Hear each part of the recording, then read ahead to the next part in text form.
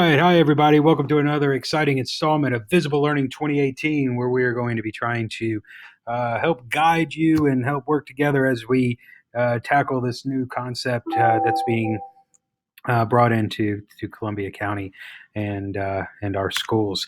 So remember that through the month of September, we're focusing on teacher clarity. And why are we doing that? Well, because ultimately, uh, the researchers that we're following, namely Dr. John Almarode, have done a lot of information gathering and have determined that teacher clarity has a huge impact on how students learn.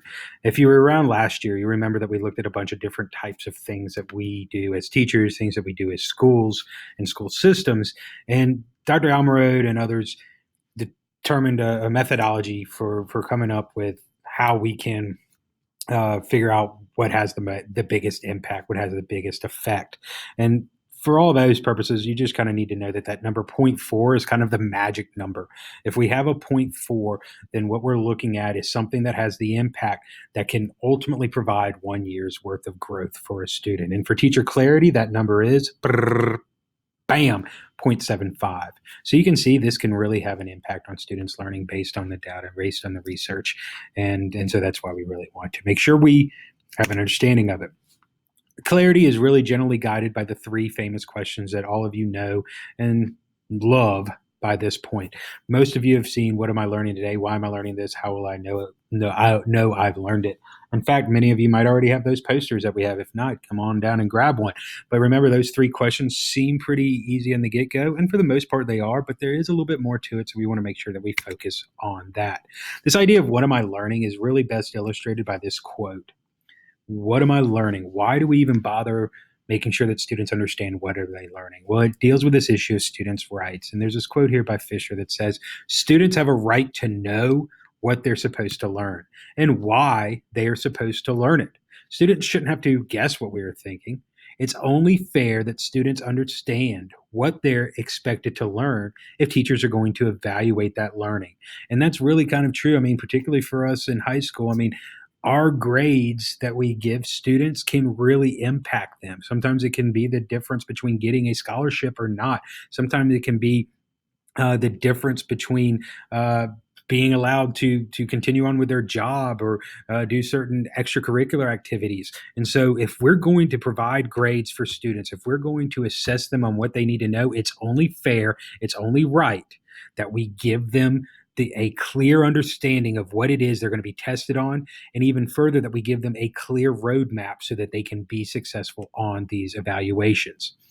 And so when we look at learning, we are very good as teachers at oftentimes of providing a target. However, what this whole thing wants to do is give them the bullseye and explain to them how to hit that bullseye. Yeah, it's great if you can get on the target. That's certainly much better than if you sail at 12 feet over the target, but we want to make sure we hit that bullseye. That's how we know we've really impacted students. That's how we know that what we've done matters. And so we're going to be looking at not just hitting the target, but actually hitting the whole bullseye.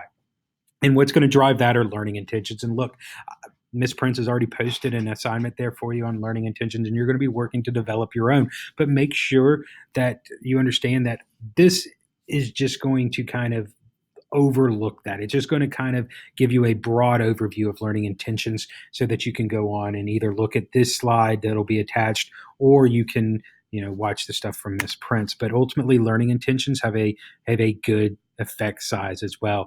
I mean, that's greater than the zero point 0.4, and ultimately it just tells us what students want to learn or students need to learn, but it's not just restating the standard. I know I've certainly been very guilty of that. We want to make sure that we're providing student-friendly language so that kids can have an idea of how to get from point A to point B. And we want to make sure that we're looking at learning progressions. We're making sure that we know if we're getting to point A to point B, that we have stuff in the middle that is going to say, hey, kids are learning, so that's good. It's almost, think about it as little checks so that we make sure that they get to point A to point B, not that they get to point A and then get distracted over here to point J and then go down to point 2 and then go over here and then over here, that we're going directly there. And then ultimately the biggest thing there is pre-assessment can sometimes help determine what our students actually need to be taught. Again, this slide will be presented for you, but keeping in mind, check the verbs. We'll see some examples of that in a minute. Rigor, And how can we institute more rigor? But again, that student-friendly language is already there. And if we need to, we can break it down into manageable chunks. We need to do that by determining what type of knowledge is required, prior knowledge is required, looking at all that. And again, the pre-assessment stuff there, what do my students already know, will help make these chunks or determining what needs to be chunked much easier. So just a real quick example of learning intentions.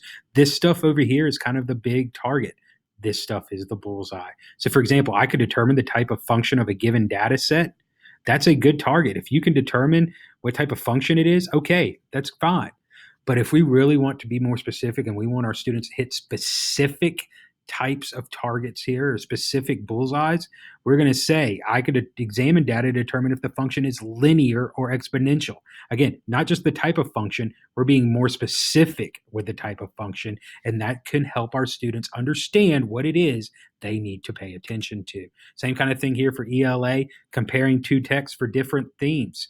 Compare how two texts from the same point in U.S. history address a common theme and figure out what each author is trying to say in response to the theme. So we're not just comparing. Well, what does compare mean? How do we know how that works?